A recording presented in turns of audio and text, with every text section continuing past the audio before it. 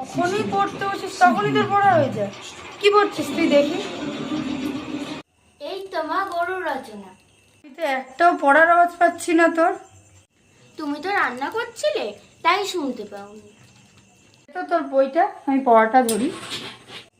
ঠিক আছে, ধরো। ঠিক আছে, গরুর রচনা পড়ছিলিস তো? বল, গরুর রচনাটা বল। হলো আমাদের গৃহপালিত পশু। গরুর 4টে পা, দুটো শিং, একটা লেজ আছে। রে ভাবছিস কেন? তুই নাকি পড়েছিস, তো বল এবার।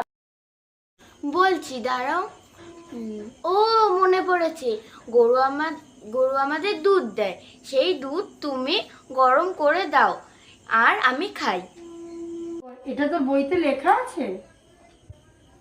দাঁড়াও, আরো বলছি। আচ্ছা বল।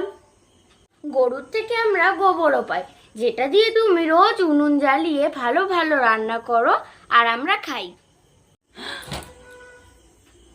এসব তোর বইয়ে লেখা আছে? তোকে মেরেই ফেলবো, মেরেই ফেলবো, মেরেই ফেলবো।